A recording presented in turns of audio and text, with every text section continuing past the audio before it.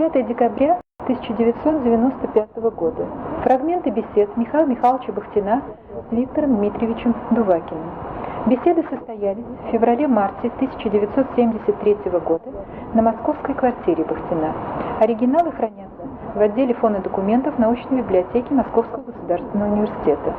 На первой дорожке размышления Бахтина о декадансе, о творчестве Блока и Максиме Горьком. На второй о творчестве Хлебникова, Маяковского, воспоминания о Невеле и Марии Вениаминовне Юдиной. В заключение Бахтин читает стихи Фета, Гёте, Бодлера.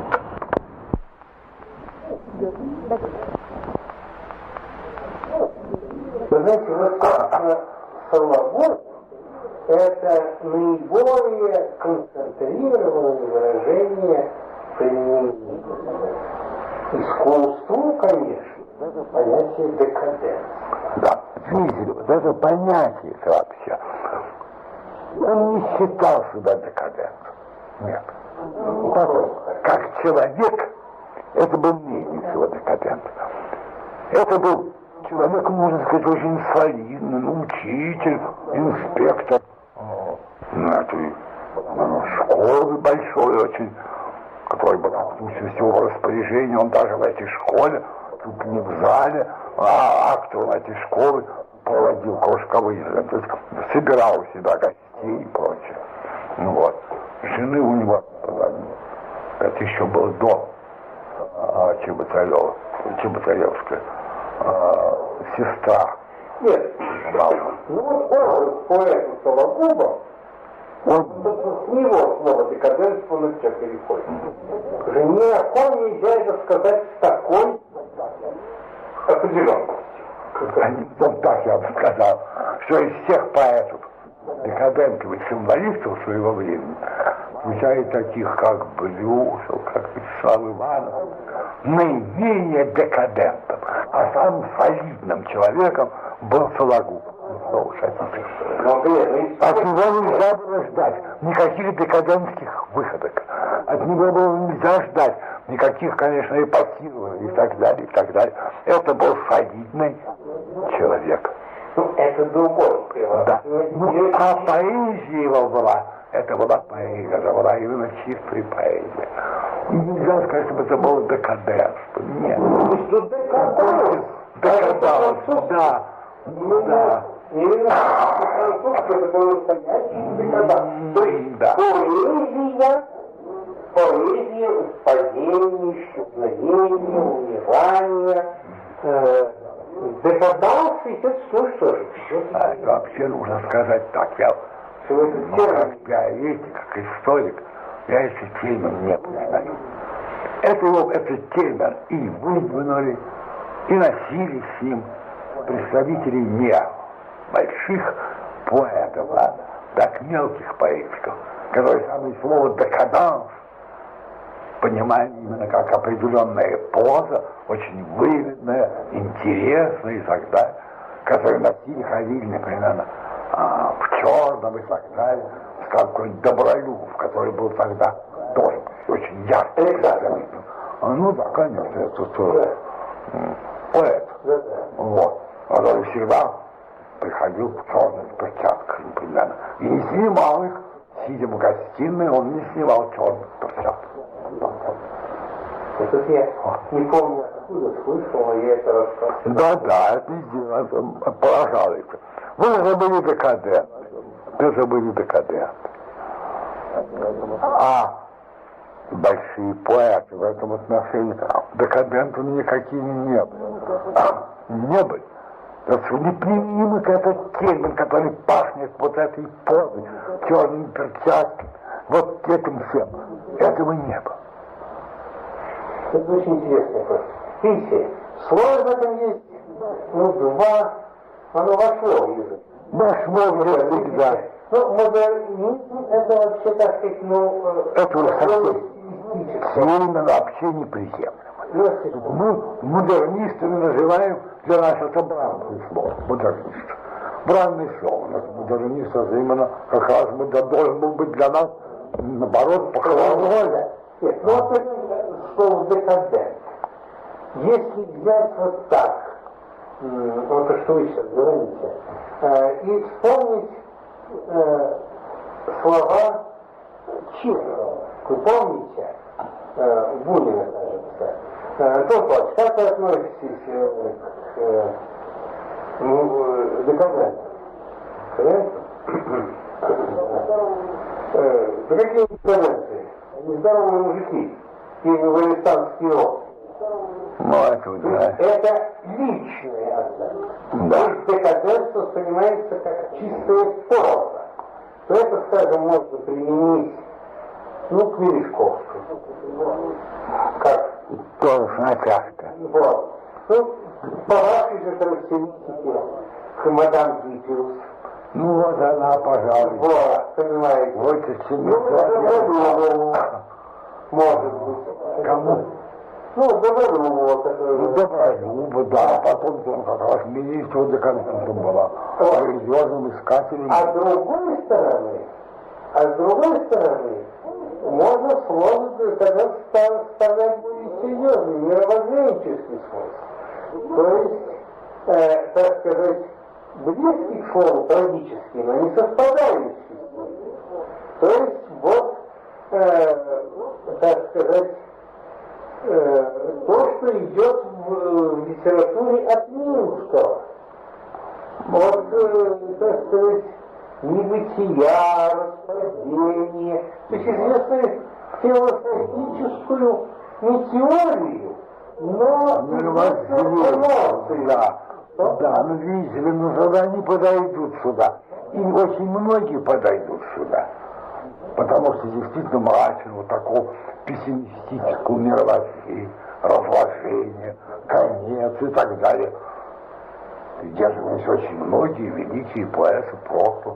Может быть, Леопард, вот он действительно тогда был самый яркий декадент. Вот. Декадентом был Байрон, самым ярким декадентом даже станет Байрон. А так и есть в 20 веке его ведут, конечно, цветом зла Бодлера. Тоже неверно. Тут еще можно, потому что у Бодлера, наряду с тем, что это был действительно великий поэт, замечательный поэт, в нем немножко было элемент прозы, как вообще во всем этом течении, круге, которому принадлежал в то время Вольтер, то есть, простите, Бодлер. К этому кругу принадлежал Теофиль Готье, которого нельзя назвать декадентом. Хотя последние годы своей жизни, вот когда это были обеды пяти, или как они называются, в Париже, в которых участвовал Тургенев, Робер еще тогда был, и вот Тео, как его называли в этих кругах, Теофиль Готье. Вот. Тогда Тео был необычайно мрачен.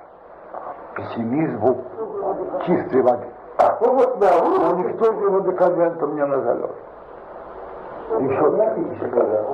Это в русской почве, вот если уж это словом пользоваться, хотя с другой стороны, оно, конечно, есть почти во всех представителях поэзии этой эпохи.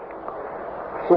И у, скажем, Блока, вы помните, есть, кажется, в письме к Белому, может, в дневниках я забыл, есть замечательная фраза: «Ненавижу свое декаденство и бичую его в других, которые, может быть, менее справедливым, чем я».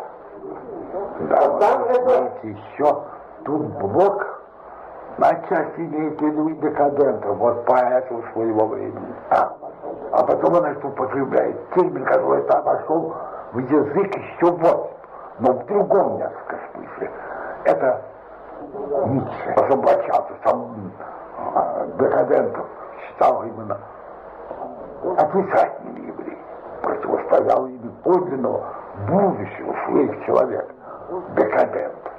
Он и, как вы знаете, и Вагнера называл декадентом, особенно за Парсифалия, Загарий декадент. Он в себе обличал декадента. Вот, и старался именно в себе победить декадента. Победить декадента. Он воспевал вот именно совершенно безграничную радость жизни, приятие, бытия, не жизни, бытия. Вот. И вечное возвращение же, собственно говоря, имеет эмоциональный смысл. Принимаю все. И готов переживать свою жизнь сколько угодно раз. Вот. Вот это декаденс. Но опять это же тоже совершенно другое. Это декаданс. Сам Ницше, конечно, имел в виду, он был классик, имел в виду эпоху декаданса античного, римского декаданса. Напротив, вот это стихотворение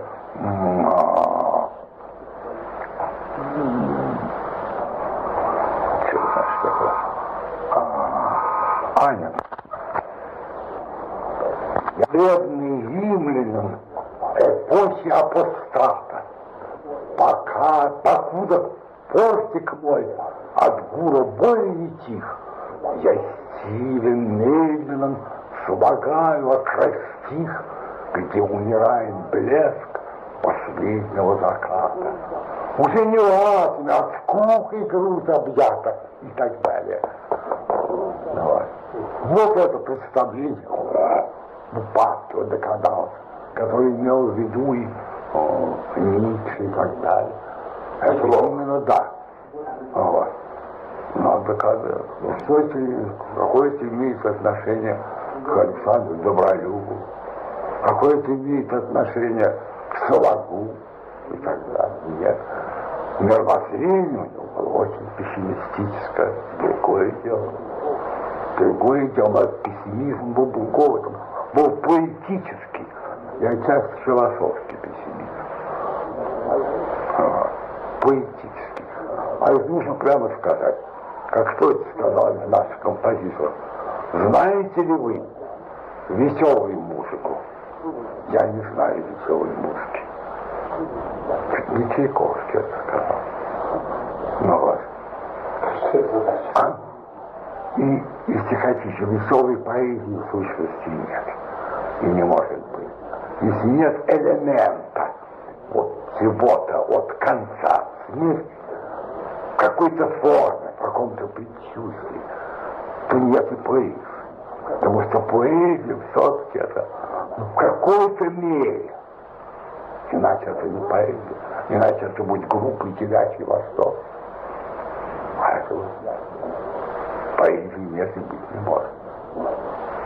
Но Блок, он отлично понимал, что такое восторг, но не телячий восторг. Мир восторг беспредельный, сердце певучим удар, но дальше радость, страдание одно и так далее. Гибель, гибель, и дальше гибель. И все равно принимаю, падение, за гибель, я знаю, все равно принимаю тебя. Вот стихотворение Ников. От сна до конца и без края. Ну что, декаденс без края. Декаденс себя жизнь принимает. Узнаю себя жизнь принимает. Да. Это поэзия. И вся поэзия, если хотите, такова в разных формах. Она принимает жизнь, но не как теленок, а как люди, знающие и понимающие, что жизнь все-таки включает в себя смерть, как необходимый элемент. И что конец, без конца, конец, это очень важно. Вот. Специфичный, вот. Так что это элемент жизни. В этом отношении вся поэзия как таковая, как и вся музыка, декорация. И так далее. А сейчас и без Блока. Без Блока. Да, Блока, но тут, видите, Блока я почти не знал лично. Я слышал, видел его несколько раз. Слышал я его 2 раза, его выступление, в частности, с ним выступление от стихов. Вот. У нас были общие знакомые, общие друзья. Я слишком мало знал Блока. Вот. Но как поэта я его очень любил. Очень любил, как поэта.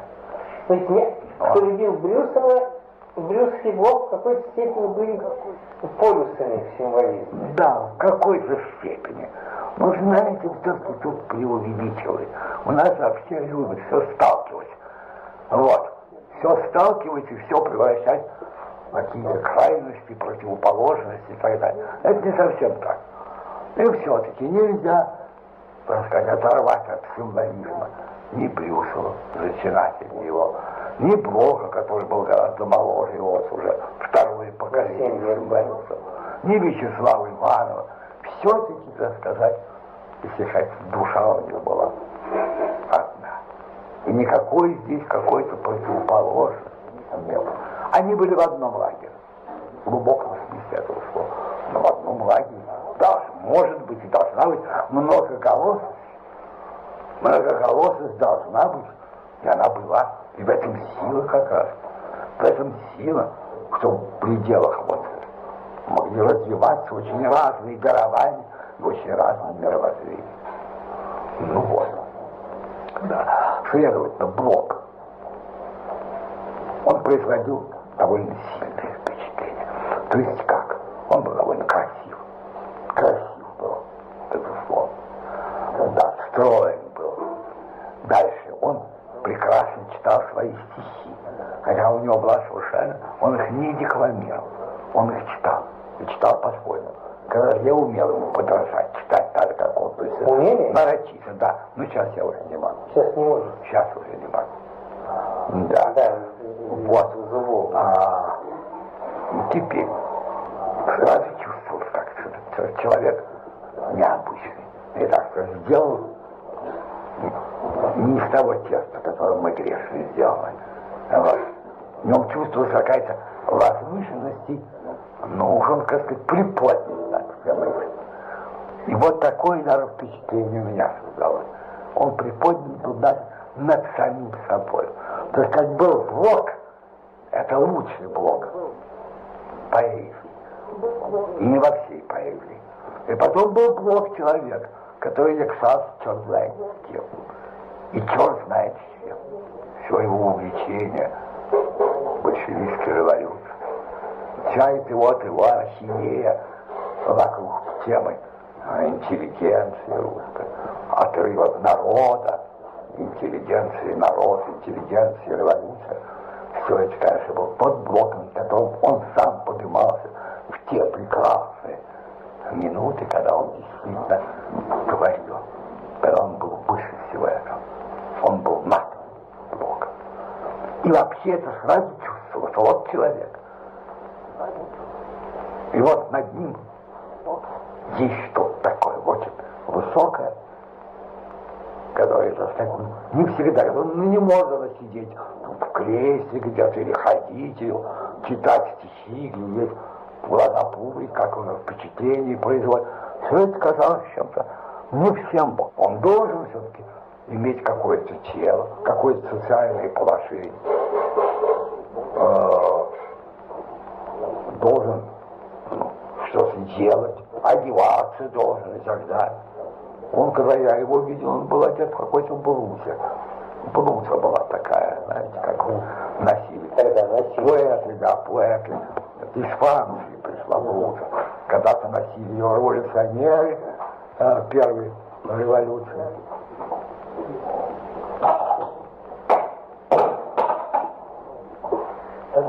А потом поэты носили. Поэты, писатели носили. Вот. Ну, вот это чувствовалось, да? Это чувствовалось. Михаил Михайлович, ну а вы все-таки лично, ну что же, 12 оцениваете отрицательно, исходя из того, что вы сказали сейчас, я просто сказал логично. Я оцениваю. Это же произведение изумительное.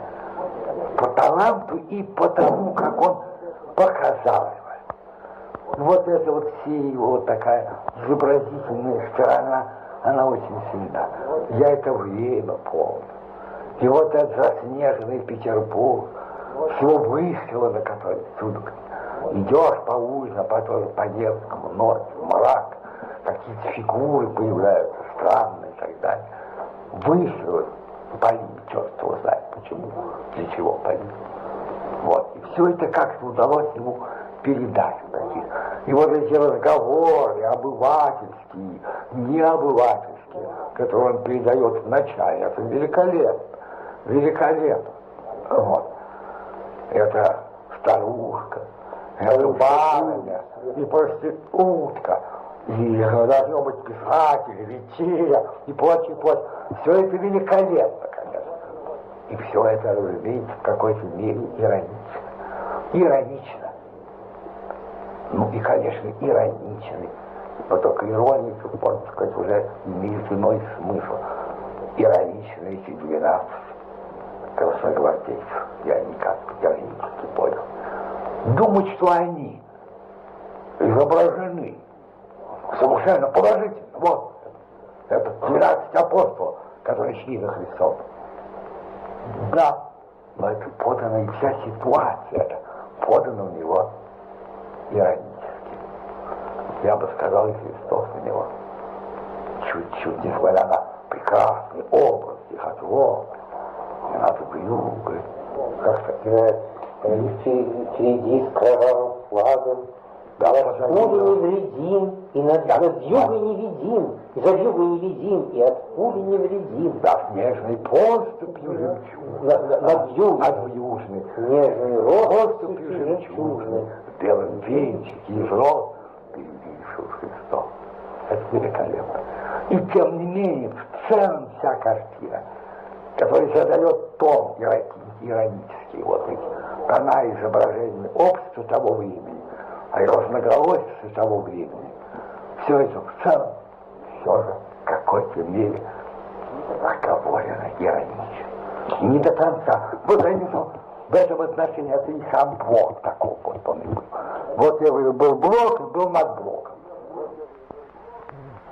И вот просто, когда он выходил наружу всего, в серии стихов, которые с точки зрения декламации, было, так сказать, славы декламации нет. Но все, во всем этом чувствовал что-то особое, нездержанное, так сказать. Нездержанное в смысле в том, что один сон, мы все маленькие люди, а вот это вот человек совсем другой, большой, сделанный из другого сердца, обладающий другим совсем голосом, чем мы, могущий произносить те же слова, что мы их произносим, но они у него будут звучать совсем по-другому и значить по-другому. Вот такое впечатление он на меня произвел. Но вот дальше я, так сказать, познакомиться с ним не успел. Меня уже не было тогда, когда вот все годы, когда я приехал на постоянное жительство в Ленинград, уже не было. Я только вот что еще помню. Тогда в Витебске до нас дошли сведения о том, что за Марине голод. Ну как мы могли накормить такого человека, что за вздор? Что за вздор, когда все в Кремле вот объедались, страдали, и все это не только в Кремле. И всюду, вот в том же самом Витебске, где я жил, что там не голодал. Все были сыты, вполне. Никто не голодал. Ну так ведь неужели нельзя было помочь хотя бы таким людям, как Блок? И страшное было равнодушие какое-то, непонимание, равнодушие и со стороны товарищей, и со стороны властей прежде всего. Прежде всего. И вот до нас дошли слухи. И вот прямо устроили вечер в пользу Блока. До вас Витебск, да? Да, в Витебске. Зал был полон. Собрали много. И должны были отправить Блоку эти деньги. Но даже, кажется, так решили, что закупить всевозможные продукты в Витебске, а в Витебске все что угодно можно было достать. Кроме того, что ведь еврейский город, а евреи ухитрялись в самое трудное время, благодаря своим постоянным связям, для своей деловитости, для своей настойчивости, в мире всегда все достать. И вот, значит, было решено послать ему. И вот в это время было получено известие о его смерти. Опоздали, не послали. Вот. Теперь. И куда делись все продукты? А я уже не помню, куда день послали, вероятно, семье. Ей послали. А Любовь Дмитриевну, вероятно, послали. Это я уже не интересовался. Я выступал на этом вечере чтением стихов. И доклад у меня был маленький о Соловьином саде, кажется, про Соловьиный сад, и так далее. Вот. И потом читал его стихи, вот эти прочитал его стихи, сейчас я вам скажу. Вот. Когда ты загнан и забит людьми, заботой и тоской, когда под гробовой доской все, что тебя пленяло, и сказать, прекрасные стихи. Когда ты можешь гордиться счастьем своим, вот это здесь, да? Нет. Когда сограждан ты? Нет, это не то. Значит так, а ты загнан, забит людьми, заботой, тоской, когда под гробовой доской все, что тебя пленяло, спит, когда по городской пустыне отчаявшийся и больной, ты возвращаешься домой, и морозит ресницы ими, тогда остановись на миг, послушай тишину ночную, услышишь жизнь иную, которую раньше не постиг, по-новому откинешь взглядом даль снежных улиц, дым костра, ночь тихо ждущая утра над белым запушенным садом, и небо, книга между книг. Найдешь в душе опустошенной вновь образ матери склоненной. И в этот незабвенный миг узор на стекле фонарном, мороз оледенивший кровь, твоя холодная любовь, все вспыхнет в сердце благодарном.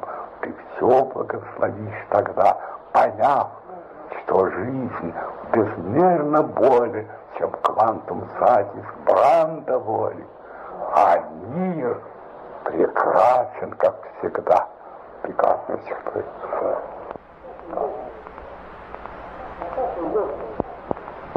А как вы Горького жаловали или нет? Не особенно. Не особенно. Не особенно. Некоторые только вещи я понимал, конечно, все мы понимали его значительность как художника и так далее. Но мы не очень жаль. Его стиль нам не нравился.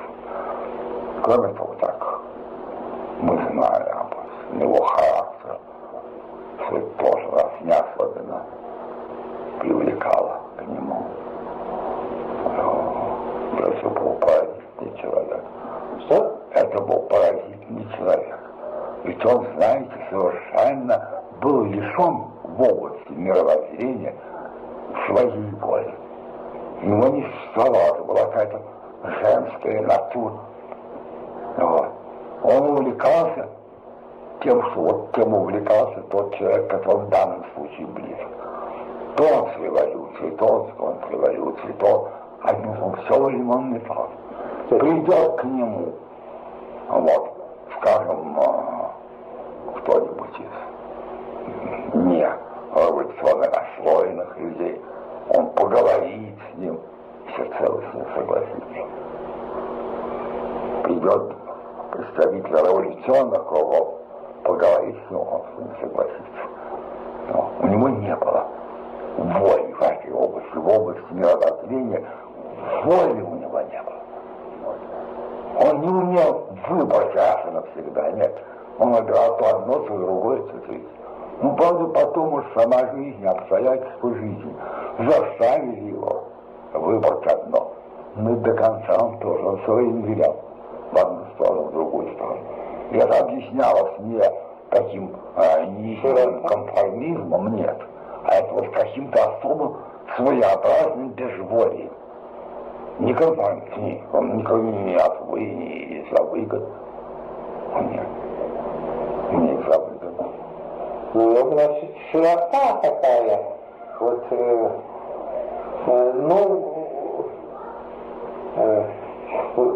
у него вы хотите сказать, что было не сочетание, не сочетались, а перемежались? Перемежались, в том-то и дело.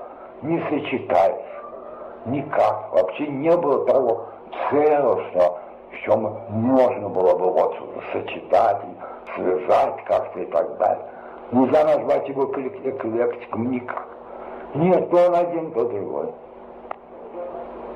Он очень любил это, очень хорошо, вы читали воспоминания о нем, о Горьком, Ходосевиче. Нет, этих воспоминаний я не читал. Да, они как раз очень хорошие. Он к Ходосевичу, то есть Ходосевич к нему относился, в общем, положительно. Он его очень поддерживал. Поддерживал, да. Но тем не менее он так же, как Ходосевич, оставался Ходосевичем. То есть некоторые злобы все-таки говорил немножко. Ну вот он говорит, что, собственно, Гоголь, Горький, да, что Горький как-то очень любил обман и обманщиков. Когда его самого обманывали, он относился очень терпимо к этому обману и прощал любой обман. И сам очень любил обманывать. Одним словом, для него жулик, обманщик. Это была фигура, которая его привлекала. Он, так сказать, создался, но душой своей он был с ним. Вот.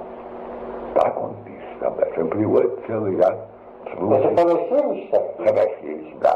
И приводит целый ряд случаев при жизни Горького. Честно говоря, ваша характеристика совершенно совпадает с характеристикой Горького Ленина.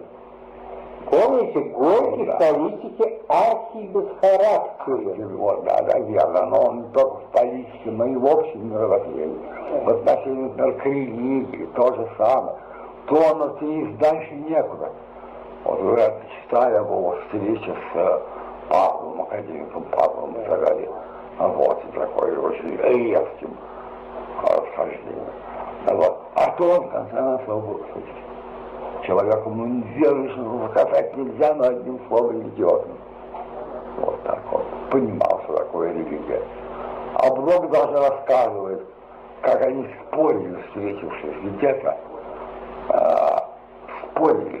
Блок стоял там атеистической точки зрения. А Горький с ним спорил, доказывает, что нет. Душа человека все-таки бессмертна. Это вот какая там вещь была. Это рассказал сам Блок. Я не помню сейчас, где он. Да, есть такой. Вот, да. Михаил Ильич, а вам лично не приходилось встречаться с Блоком? Горьким нет. Я только видел его несколько раз. И потом, ну, это записывать не нужно. Когда, значит, я сходил, то Горький прислал даже 9 телеграмм. Вот как раз он знал мою книгу первую. Вообще слышал обо мне много и общих знакомых у нас было. Вот. Горький прислал мне телеграмму в КГБ еще когда был. Солдатство, ГПУ тогда. Это какой год? Ну, это было 29-й. И Горький, это потом он перестал вмешиваться. Так что в деле потом, да, в деле моем были телеграммы, да. Были телеграммы. А потом он перестал. Вот очень интересны эти ваши соображения о Горьком. И тут переплетаются, так сказать, эмоционально разные чувства. Потому что, с одной стороны, большую, ну, то, что вы сказали, вроде как бы отрицательная характеристика. Да, но не совсем. Вот, а вместе с тем, вот он же очень, так сказать, широко, разнообразно людям помогал. Ну что может быть дальше от Горького, чем Василий Васильевич Розов? Да, он... А ведь как он его поддержал в 18 году? Да. В этом все-таки какая-то широта души есть. Широта души. Потом доброта, которая в нем, кстати, была, безусловно. Безусловная была доброта. А потом, видите, Вот есть такой литературовед сейчас, вы, вероятно, его знаете, Гачев. Он, вероятно, и учился у вас.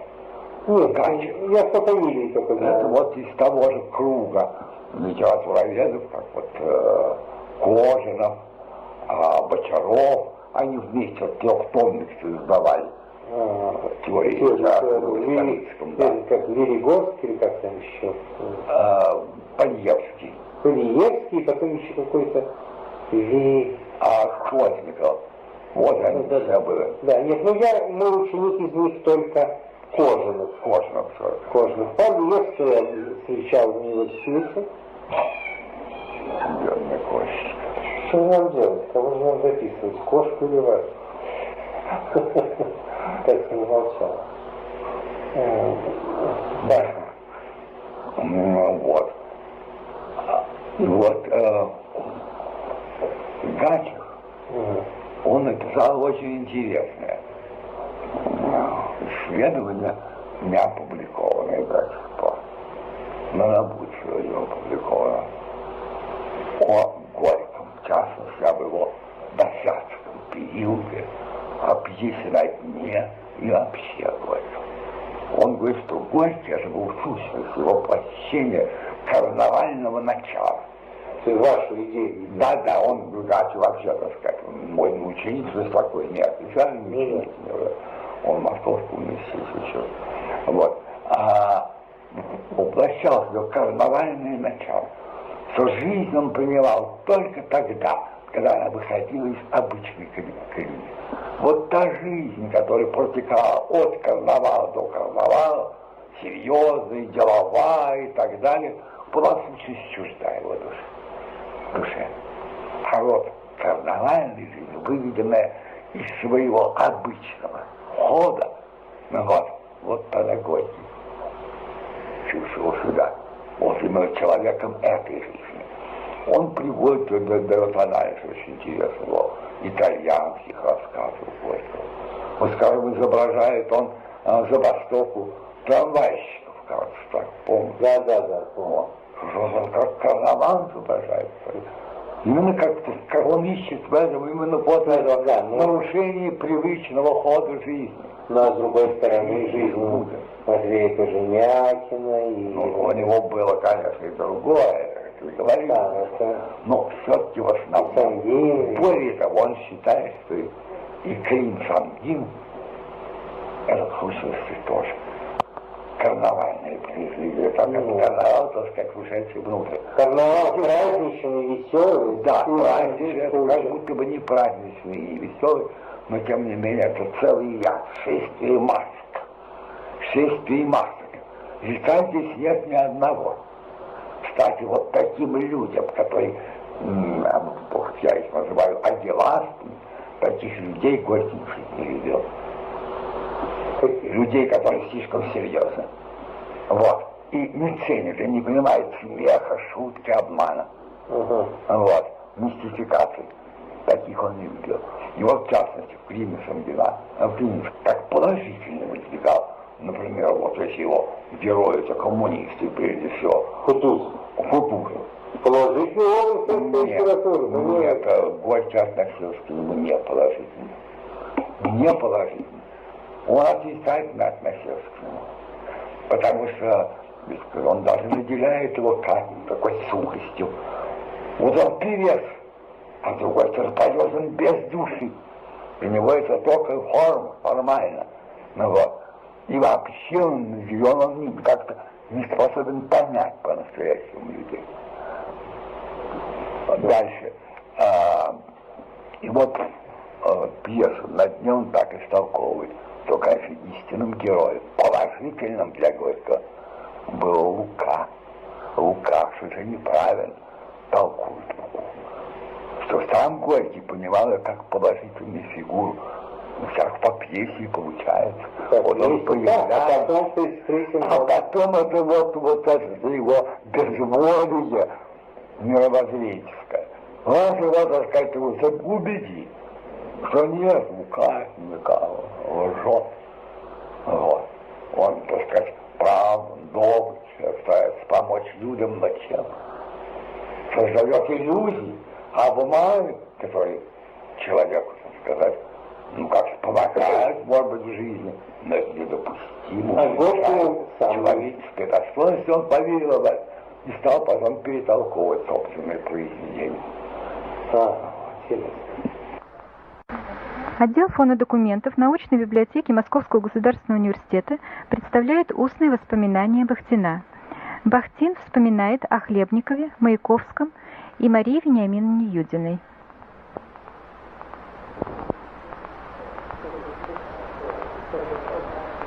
Значит, все-таки в целом ваше отношение к Хлебникову, оно переменилось, оно теперь... Оно и тогда, к Хлебникову я все-таки тогда выделял. А потом особенно.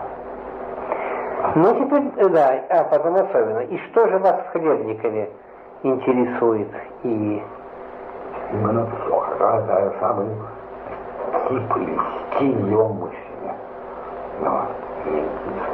Вот это действительно глубоко карнавальность.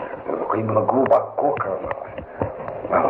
В которой карнавальность была не внешняя, не пляска, не внешняя маска, а внутренняя форма.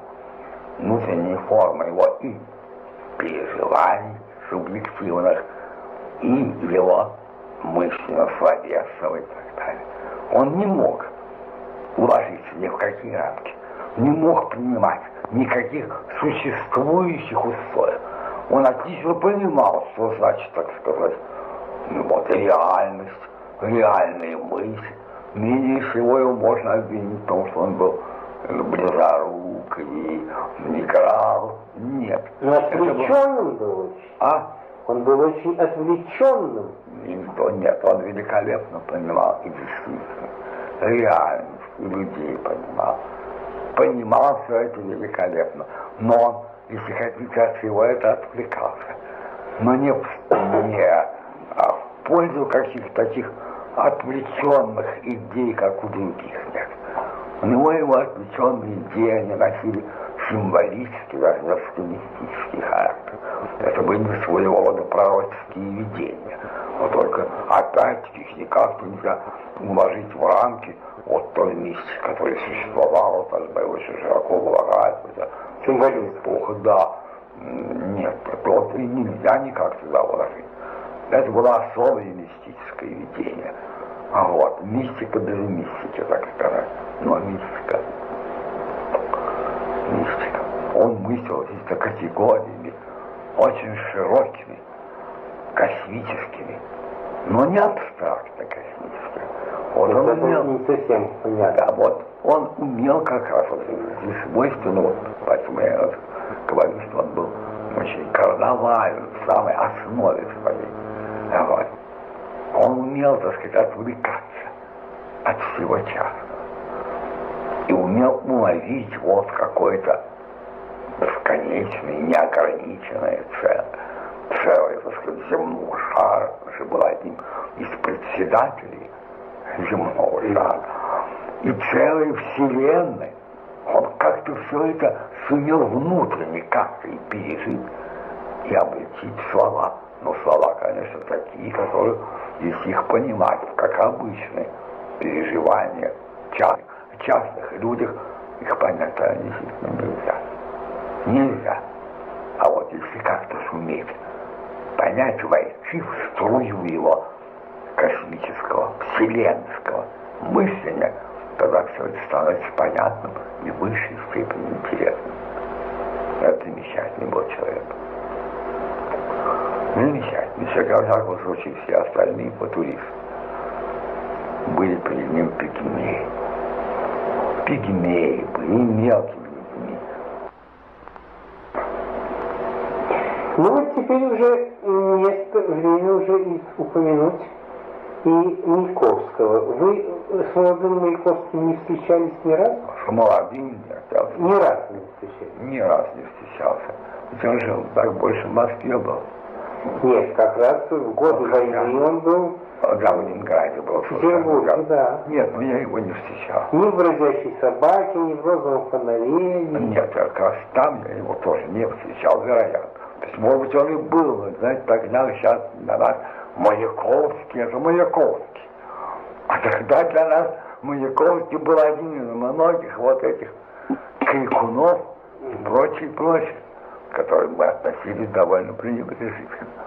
Вот. Так что личных впечатлений у вас нет. Вот только уже ну вот и скажите, вот я вам даже уже рассказывал. Это вы мне рассказывали частно. Вы расскажите две, кажется, встречи с Маяковским, которые у вас были после революции. О таком вы вообще поговорили? Да, первая встреча была вот где.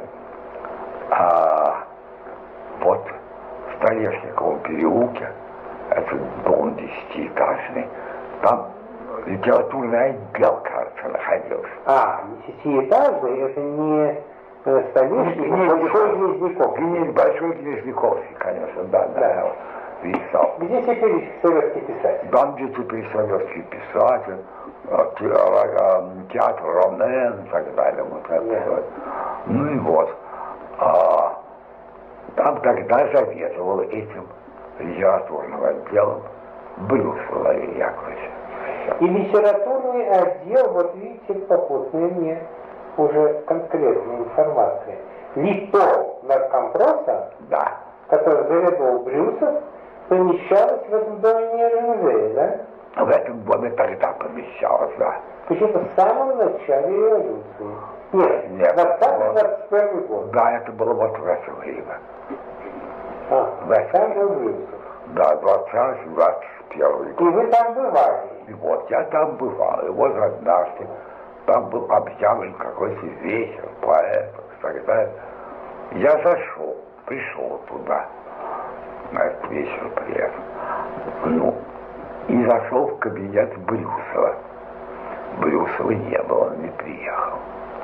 Тогда. Может, потом он приехал, я не знаю. А там был его заместитель. Кузько. Кузько это был заместитель Брюсова, так сказать, по лито, да, и, так сказать, он был старый, из старых большевиков. Из старых большевиков, хотя он был довольно молод еще. Был красивый, рыжий человек, очень приятный, очень милый. Ну вот. И мы с ним сидели. Я с ним познакомился раньше, где-то даже хорошенько не помню. Кажется, вот в этой академии художественных наук. Я с ним встретился в первый раз. Ну так было, знакомство очень мало. Ну а тут мы разговаривали. Он многое мне рассказывал о своей встрече с Вячеславом Ивановым, в частности. Затем очень много рассказывал о Брюсове. Притом так, к Брюсову он относился с уважением, как к поэту, как к ученому. Сам Кузько был человек очень, так сказать, начитанный, нахватанный, но отнюдь не ученый. Но был человек скромный, очень милый и в высшей степени либеральный. Несмотря на то, что он был от партии, так сказать, как бы представлен к Брюсову. Брюсов, он был там комиссаром при Брюсове. Да, комиссаром, да. Заместителем Брюса. Ну, вот он рассказывал. Который только что был принят в партию. Который только что вступил в партию, да. И вот он рассказывал, что Брюсов, что он, так сказать, очень боится. Он специально приходит ко мне играть в шахматы. И выведывает у меня в партийных делах и о том, как относится к нему. И какие вообще шансы у него остаться, укрепиться или напротив его в конце концов прогонит и прочее. Владимир, он такие мелкочеловеческие чувства проявляет. Известную испуганность, он не поднимается над этим никак. Ну вот. И вот, значит, мы дожидались Брюса. Брюса вот так я и не достал. Не дождался. Но пришел, вошел туда. Там приходили все время люди, так, по разным делам, что он замечал его, Брюса. И вот пришел человек высокого роста. Я сразу узнал, что Маяковский. Я видел его портрет. Даже, может быть, я уже видел его когда-нибудь. Вот. очень одет по-модному в то время, когда люди были одеты очень плохо. У него было пальто клеш, это было модно. Вообще все на нем было такое новое, модное. И чувствовалось, что он, так сказать, это все время чувствует, что вот он одет, как Дэнди, как Дэнди. Но как раз Дэнди-то и не чувствует, как он одет. Это первый, так сказать, признак дендизма. Ну вот, носить одежду так, чтобы казалось, что он, так сказать, ну никакого значения ей не придает. А этот тут чувствовал, что он все время переживает вот это то, что у него и пальто клеш, и что он одет модно и так далее, и что фигура у него такая. Одним словом, вот это мне очень не понравилось. Потом Кузько дал ему как раз только что вышло, вот так, как я помню, такое брошюрованное такое издание, по-моему, издание «Лито» специальное, такое журнал, журналом было дело плохо. Вот. И там были напечатаны стихи Маяковского. И вот он ухватил, значит, номер этого журнала и буквально вгляделся в напечатанные его стихи. И тоже хорошо чувствовал, что вот он смакует свои собственные стихи, смакует больше всего именно тот факт, что они напечатаны. Вот он напечатан. Одним словом, на произвел очень плохое впечатление. Но это нужно сказать так, вообще-то говоря, что все это свойственно всем людям. Так. Но как-то от Маяковского, который все-таки был фигурой карнавальной, стоящей выше всего этого, я бы скорее ждал известного презрения к костюму и к напечатанию его стихов, а тут прям как маленький человек, самый маленький человек, он счастлив тем, что его опубликовали, хотя он давным-давно был известным человеком и печатал. А как в чеховском рассказе, помните, чиновничек, который попал под носом, да, и который носился и был страшно счастлив, что о нем напечатали. Ну вот, послушай. И это вот мне не понравилось. Что он говорил, я даже не помню, что это говорил. Он не со мной, с Кузько. А вот. И потом ушел. А потом я... И уже единственный... Нет, а потом второй раз я видел его, если не ошибаюсь, там уже видел его. На вечере поэтов опять. Там выступали поэты. И каждый поэт выступал как представитель какого-то направления. Этих направлений тогда было, как вы знаете, тьма. Кто только там не выступал. Выступал там, тогда был Валерий Брюсов. Я уже его не видел отдельно. Я видел его только уже на эстраде. Он читал свои стихи, вот, не помню, как они называются, ну, там еще, по-моему, и в советской Москве назначено классische Walpurgisnacht, так далее. Классische что? Классische Walpurgisnacht. То есть классическая Вальпургиевая ночь. Да. Ну вот.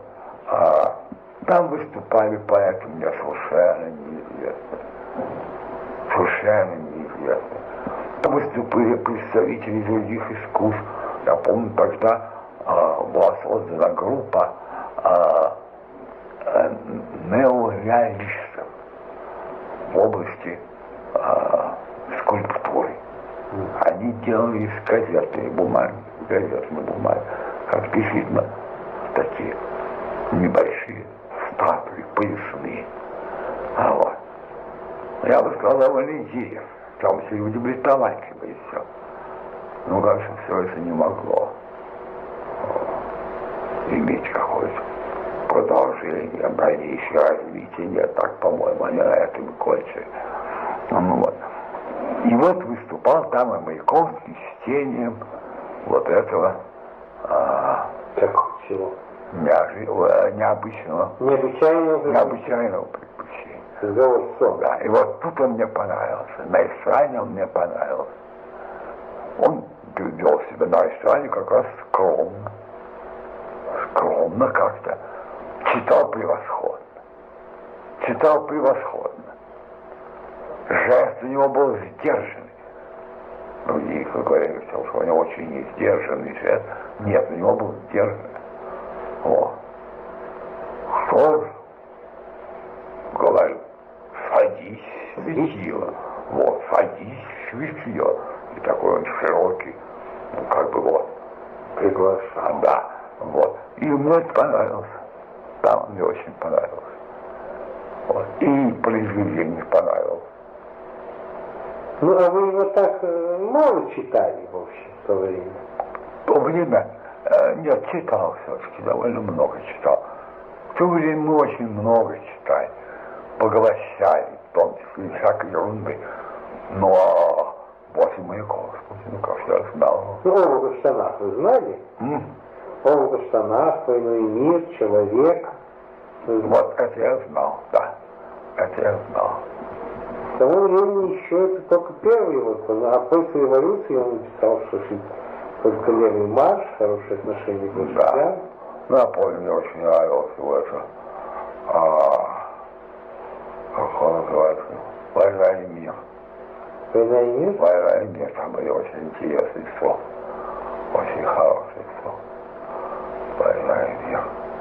Но были, конечно, фальшивые, выдуманные нарративные строки. Ну, позже он, может сказать, до конца своих дней от выдуманности и нарративности избавиться не мог. Даже в поэме «Валите голод». И там было. Но там были великолепные строки. Великолепные строки. А что вы во весь голос ощущаете как выдуманные нарочитые? Я просто именно этих строк я и не помню. Ну, уверен со мной. А вот, скажем, вот эти вот вещи. Я знаю силу слов. Я знаю слов слова. Они не те, которым рукоплещет ложь. Там дальше великолепно. Да, слов таких Срывается голова, шагать четверку своих дубовых ног. ножек, да. Бывает, выбросит, не напечатать, не издав, Словом мчится, подкинув под прутья синих века и подползают поезда, лобзать поэзии. Не лобзать, а вот другая стилистическая. Лизать поэзии, нет, лизать вот такое. Мозолистые руки. Что он тут имел в виду, как вы думаете? Это вам нравится или не нравится? Это мне нравится как раз. Вот, подползают поезда, лизать вот поэзию. Это то, что сейчас в центре внимания всего мира, что 15 лет тому назад, так сказать, ну, в таком совершенно пошлом виде было сформулировано как проблема Слуцким физики и лирики. Хорошо. Физики и лирики. Так как Маяковский все-таки утверждает, поэзия останется превыше всего. Поезда будут лизать. Должна силу слов, глядится пустяком, летишь что-то лепестком. Это очень как раз хорошо. Человек душой, губами, костяком, то, что оборвано, неплохо. Понятно совершенно. Не нужно было рассказывать. Это как хорошо.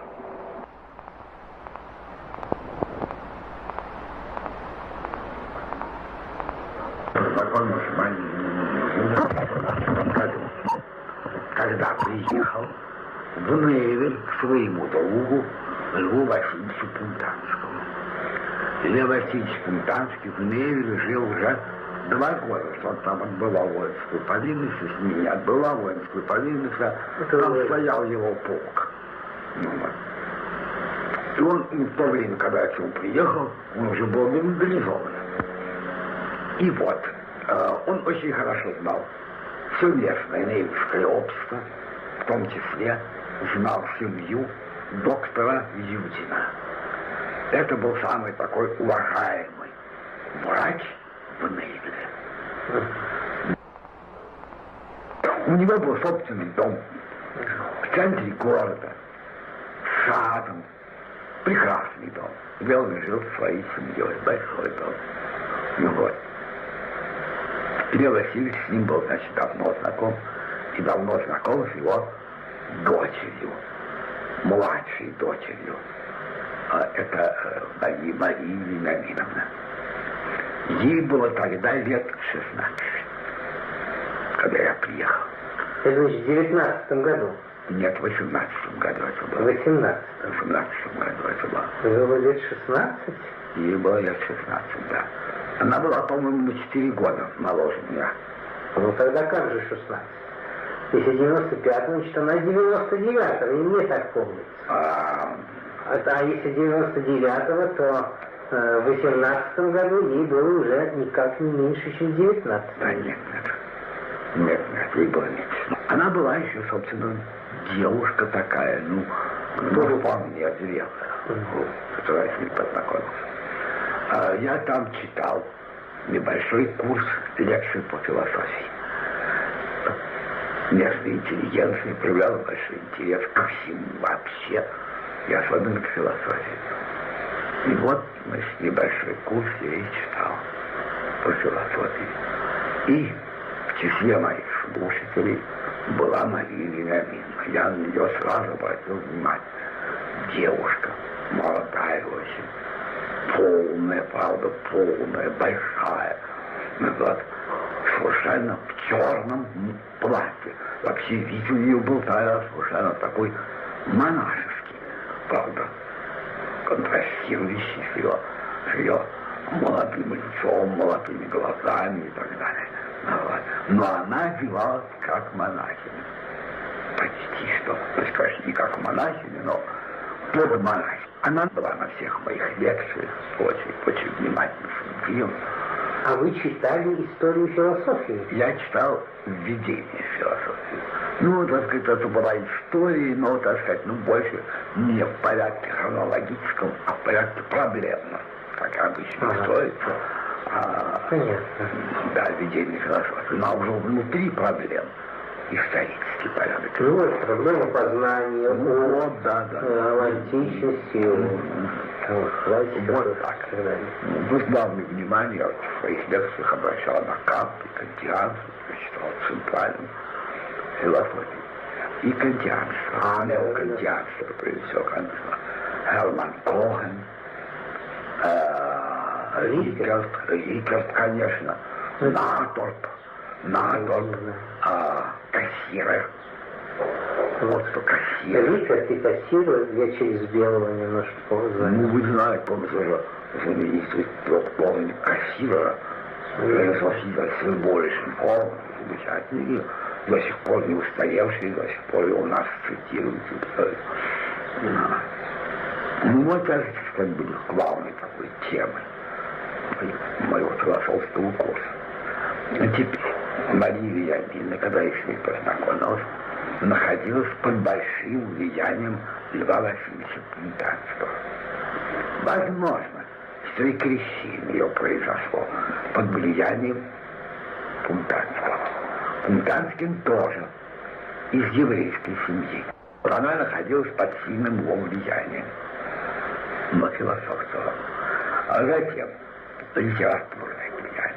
Нужно сказать, он был замечательный эрудит в области литературы и в области иностранной литературы. В особенности он знал много языков, читал необычайно быстро. Он умел большую монографию прочитать в один вечер и потом ее терефизировать с очень большой точностью и полнотой. В отношении его способности были исключительные. Что в нем было больше, я не знаю. Православного, русского, он очень любил русскую культуру. Православие, был православным, и ярым православным, но вот в то же время католическая родня по матери. Ну вот. И так он был человек, конечно, очень незаурядный. Он оказал на Марию Вениаминовну подавляющее просто влияние. Я бы сказал, это осталось, это влияние Льва Васильевича. Осталось до конца ее дней. до конца их дней, кое-где, хотя они, так сказать, разошлись потом, очень далеко были друг от друга, потому что Пунтанский в конце своей жизни ударился в нацизм и в коммунизм. Ну, коммунистом он, конечно, не стал, вы не любили партию, но стал завязан нацистом и сталинистом. Вот. Ну, а Марина Миловна, конечно, к этому относилась. Я бы сказал, отрицательно, нет. Не разделяла это. Отталкивалась, да. Ну и вот, следовательно, тогда-то вот это православие, славянофилы, которых он знал хорошо, очень любил и так далее, Хомяков, которого он очень любил, ценил, и притом не только его богословские, философские работы, но даже его слабые стихи, он же был поэт Хомяков, он стихи у нас слабые, но религиозные. Вот. И вот под этим влиянием она и была. Настроение и даже мировоззрение, поскольку уже можно говорить такого молодого человека о мировоззрении, у нее было такого вот православно-славянофильского склада. Она очень интересовалась философскими вопросами. Притом обнаружила, что она обладает способностями к философскому мышлению. Довольно редко, как вы знаете, философов не так много на свете. Философствующих очень много, но философов мало. И вот она как раз принадлежала к числу таких, которые могли бы стать философами. Среди женщин тем более это редко. Тем более редко, да. Вот. Затем она проявляла огромный интерес вообще к языкам, в частности, к латинскому, древнегреческому языку, к литературе. Потом, правда, уже в Ленинграде, я еще в Петрограде, я даже давал ей в течение примерно года, или даже 2 давал ей уроки древнегреческого языка. Тогда еще нет.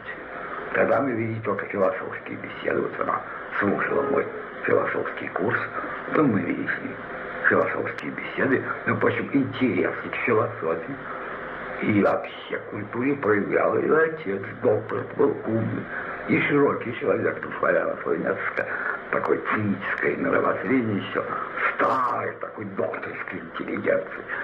Вот. Немножко чуть-чуть даже какие-то пережитки 60-х годов, нигилизм и так далее, и так далее. Вот. Дальше, следовательно, мы очень часто совершали большие прогулки.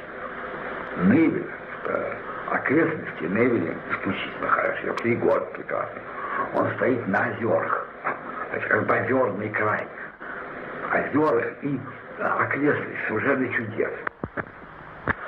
Мы совершали далекие прогулки, откровенно, Мария Вениаминовна, Илья Васильевич, иногда кто-нибудь еще. И во время этих прогулок вели бесед. Я помню, я им излагал даже, начатки своей нравственной философии. Сидя на берегах озера, так в верстах, даже в километрах 10 от Невеля, и даже это озеро назвали озером, у нас тоже была дорога, где проходила армия Наполеона, отступающая. Вот. И вот, следовательно, там мы беседовали и на религиозные, на богословские темы. Но главным образом, конечно, как я главным интересовался философией прежде и философией неокантианского типа, то это была философия. И, повторяю, меня поразил философский склад ее ума. И затем, тогда, она была и тогда музыкантшей. И выступала в Невеле у нас, там был народный дом в Невеле. И вот на вечерах она там выступала. Я помню, был вечер, посвященный Леонардо да Винчи. Я там делал доклад, а она потом выступала и играла Фенераль Риса. Фенераль — замечательное произведение. Фенераль. Значит, огромное. назад. Похоронное. Это особое произведение, музыкальное лишь, довольно мрачное, но очень сильное. И она играла великолепно. Я помню, тогда поразила необычайные силы ее руки, совершенно не женские. Да. Тогда наше знакомство близко. Продолжалось недолго. Собственно, лето и начало осени. Это очень все интересно. Ну, я бесконечно вам благодарен. У меня осталось тут примерно минут на 10, и я хочу сделать такую композиционную виетку. Простите за такое действительно снижающее выражение. Мне хочется, чтобы вы в конце почитали, ну, только 10 самые большие стихи. Ну, я сейчас не могу читать. Вы замечательно, вот, просто, вспомните, какие вы стихи любите. Вот некоторые самые ваши любимые. Я очень многие люблю читать, я сейчас совершенно не могу, я когда умел читать. И вы чудно читаете. Вы и Блока читали, и, из классиков, кого вы любите очень. Потому что эта интонация тоже очень много дает.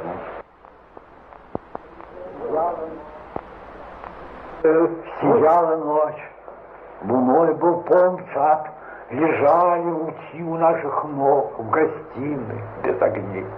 Рояль был весь раскрыт, и струны в нем дрожали, как и сердца у нас за песней твоей. Припела до зари, в слезах изнемогая, что ты одна всю жизнь, что ты одна любовь. И так хотелось жить, чтоб звука не роняя, тебя любить, обнять и плакать над тобой. Много лет прошло томительных и скучных, и вот в тиши ночной твой голос слышу вновь, и веет, как тогда, во звон вдруг этих чудных, что ты одна вся жизнь, что ты одна любовь, что нет обид судьбы и сердца тяжкой муки, а жизни нет конца, и цели нет иной, как только веровать в рыдающие звуки, тебя любить, обнять и плакать над тобой. Прекрасные стихи, вы читайте. Вот. Но это в связи с Марией Вениаминовной я вспомнил. Вы прочтите из Вячеслава Ивановича. Вячеслав Иванович, видите, вот его так трудно читать, но что же его можно прочитать? Ну вот, скажем, вот песни из «Лабиринта», вы не знаете? Нет. Вот, песни из «Лабиринта»? Из «Лабиринта», да. Ну, «Лабиринт» — это память человека о детстве и даже дальше детства. Вячеслав Иванов тоже разделял те взгляд, что память человека уходит в бесконечную даль, ничем не ограничена. Ой, мне тоже так кажется. А? Мне тоже так кажется. Ну, как? Об этом, как вы знаете, очень многие философы. Я не знал. Чего ж такое? Платон, а потом снова философ. Платон, у него есть замечательная книга, его лучшая книга, я читаю, «Материя и память», где он доказывает бесконечность нашей памяти, что вот так-то мы-то помним, но и мы, так сказать, забываем, но при определенных обстоятельствах, во сне, в опьянении, при заболеваниях некоторых, все это вдруг мы вспоминаем. Ну, простите, или как Гумилев считал, что существует память тела, и вот эта память тела, да, как-то это... Только змеи сбрасывают кожу. А? Только змеи сбрасывают кожу. Да, мы меняем души, тела и прочее. Ну, давайте заберите. Вот здесь песня «Лабиринте». Да. Но они очень своеобразны. Написаны они немецким Крисельтерсом. Ну вот, такой особый ритм, хромающий несколько чуть-чуть. Но да, тут содержал моя интонация, и мой голос, и дикция никакая. С отцом родная сидела, молчали она и он, и в окна ночь глядела. молвили оба. Звон. И мать, наклонясь, мне шепнула: далече звон, не дыши. Душа к тишине прильнула, душа потонула в тиши. И слышать я начал безмолвие, мне было 3 весны. И сердцу доносит безмолвие в заветных звонах сны. По-моему, изумительный стих своим. Да, А? да. По глубине и по тонкости. Или вот из песен Гринца другое. Тут можно только кое-что навык. Вот. Мой лук замыкали своды истонченных мраморных дуг. Часы там играл я, и годы меж бабушек легких подруг.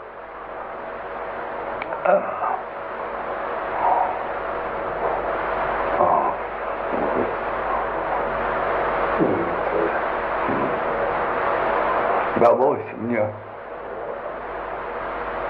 рукой проворно крылатый луч поймать. И к ним отец и мать сидели, и к ним пришел я богатый, поведать новый быт. Серел в руке разжатый, как в урне могильный пыль. Отец и мать глядели, не мой ли то был укор. Отец и мать глядели, тускнел неподвижный взор. И старый скот мне снится, и хлынет в слезах из очей, и в темное сердце стучится порхание живых лучей. Чудесное стихотворение. Чудесное стихотворение. Вот. Но вот нужно сказать, вот как-то не понимаю слова. Да, он труден. Вот я Да, символистов глубоко, знаю всех, я белого, да, вполне понимаю. глубоко символические вот эти все стихи. Что? Символические, потом они насыщены совершенно живым, реальным переживанием. Ты этого никак не понимаешь. Думаешь, что у него искусственное поэзия. Кажется, искусство. Это действительно воспоминания детских вот этих снов, которые потом кладут отпечаток на всю человеческую жизнь. Вот это старый сколько снится. Не удалось поймать. Поймал луча, оказалось могильный прах, как лунный могильный прах. Совершенно нельзя, так сказать, никак передать прозы, а вот в стихах. И вот в этом детском сне это прекрасно. Прочтите какой-нибудь маленький хотя бы отрывочек там из Фауста или из Любови, или просто стихотворение какое-нибудь Гёте по-немецки. Боюсь, я тоже буду врать. Ну, давайте из Гёте. Гёте, ну, Цуайген знаменитый, посвященник Фаусту. Ну, точно. Ihr naht euch wieder schwankende Gestalten, die früh sich einst den trüben Blick gezeigt. Versuch ich wohl, alles diesmal festzuhalten, fühl ich mein Herz noch jenem Wahn geneigt. Ihr drängt euch zu, nun gut, so möcht ihr walten, wie aus Dunst und Nebel um mich steigt. Mein Busen fühlt sich jugendlich erschüttert vom Zauberhauch, der euren Zug umwittert. Ihr Liebesschatten steigen auf, gleich einer hart verklungenen Sage, steigt erst die Lieb und Freundschaft mit herauf. Besser. Достаточно. Was ich besitze, кончается, sehe ich wie in Weiden, und was verschwand, wird mir zu lieb, забыл. А французского ничего не помните? А французского ничего не помните? французского тоже помню, конечно, но вот французский, чтобы такое вам прочитать, ходячее.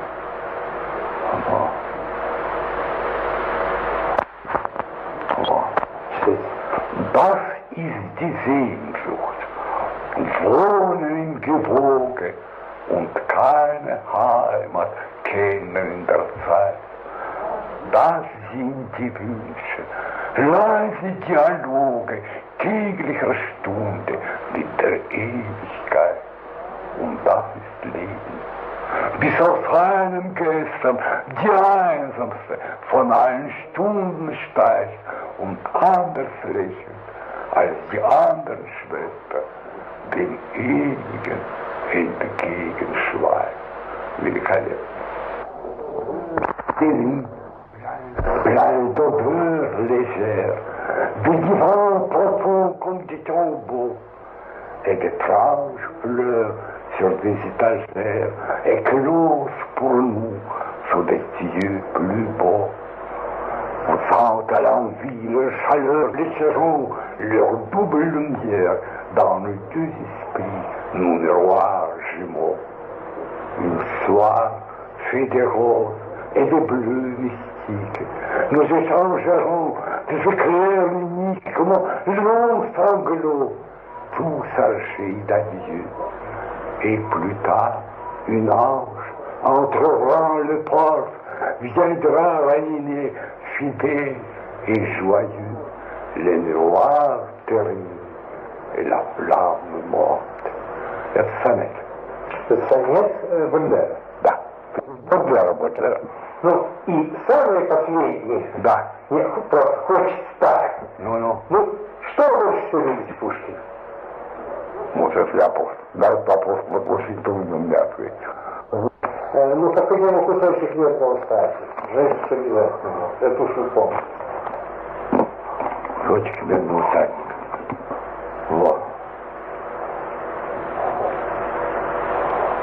Ну вот, ну хотя бы начало. Над омраченным Петроградом дышал ноябрь осенним хватом, плеская шумной волной в края своей ограды стройной. Нева металась, как больной, в своей постели беспокойной.